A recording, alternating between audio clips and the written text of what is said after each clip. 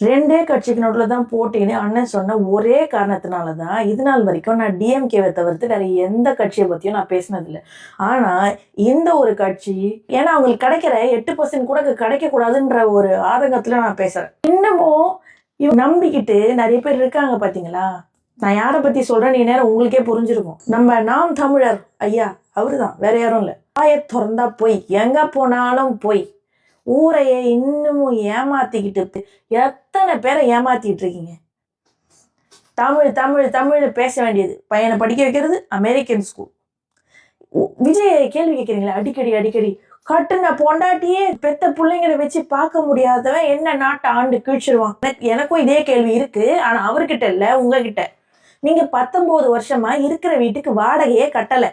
வாடகை கட்ட முடியாத நீங்க முதலமைச்சராகி தமிழ்நாட்டுக்கு என்ன நீங்க எந்த கடனை அடைச்சி கீழ்ச்சிட போறீங்க? இத்தனை வருஷம் அவர் பொண்டாட்டி பிள்ளைக்கு நீங்களா சோறு போட்டீங்க. உங்க பொண்டாட்டி பிள்ளைங்களையே உங்களுக்கு சோறு போட முடியாம எவன் ஓசில ஆமக்கறி கொடுப்பான், எவன் மாட்டுக்கறி கொடுப்பான்னு சோத்தை பத்தி மட்டும்தான் உங்க சிந்தனை இருக்கு. நீங்க நாட்டை ஆண்டு போறீங்களா? அப்புறம் சாட்டை, ஐயோ இந்த மனுஷன் விஜயை பத்தி புகழ்ந்த காலமும் உண்டு. நீங்களா அவர் உங்க கூட சேர்ந்துப்பாருன்னு நினைச்சிட்டு அவர் சேரலன்னொன்னா அந்த மனுஷனை என்ன கிழிக்க முடியுமோ, எவ்வளவு அசிங்கப்படுத்த முடியும். ஏன் நீங்களாம் சோத்துல உப்பு போட்டுதான் தீங்கிறீங்களா? எனக்கு ஃபர்ஸ்ட் ஆஃப் ஆல் இந்த மாதிரி பேசுறதுக்கெல்லாம் விருப்பமே கிடையாது. ஆனா இவங்களை பத்தி பேசும்போது இந்த மாதிரி தவிர வேற எதுவும் பேசவே முடியாது. ஏன்னா அந்த லெவலுக்கு பேசுற ஆளுங்க தான் இவங்க. கமெண்ட்ல எல்லாம் ஒரு வீடியோ யார் வீடியோவும் சரி, இப்ப என் வீடியோவும் சரி, எல்லாம் கதறவன் 200 ரூபாய் ஊப்பின்னு பார்த்தா இவனுக்கு சப்போர்ட் பண்ணி கதற ஆளுங்க தான் ஜாஸ்தியா இருக்குது. மனசாட்சி இருக்குதா? சீரியஸா தான் கேட்கறேன்.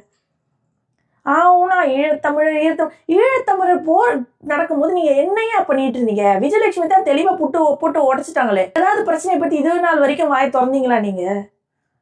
இப்ப என்ன பொட்டி மூட்டையா வந்துருச்சா? இஷ்டத்துக்கு பேசுறது.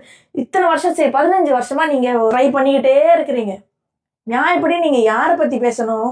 இத்தனை வருஷமா நீங்க யாரை எதிர்த்து நீந்து தோத்து போயிட்டு இருந்தீங்களோ அவங்கள பத்தி பேசணும். உங்களை பொறுத்த வரைக்கும் விஜய்க்கு அனுபவம் இல்லை, புதுசா வந்த கட்சி தானே, அப்புறம் ஏன் பேசுறீங்க? நடிகனெல்லாம் நாட்டு ஆளக்கூடாது. நீங்க யார் முதல்ல? எல்லைக்கையில் என்ன பண்ணிட்டு இருந்தீங்க? கரத்தை பண்ணதுல மறந்துருச்சா? காசு வந்தா நடிப்பீங்களா? அப்போ உங்க பேர் என்ன? உங்களை நம்பி மட்டும் எப்படி நாட்டு ஆளை கொடுக்க முடியும்? இவங்க பேசுனதை பற்றி நீங்கள் என்ன நினைக்கிறீங்க அப்படிங்கிறத மறக்காமல் கமெண்ட்டில் சொல்லுங்கள். நன்றி.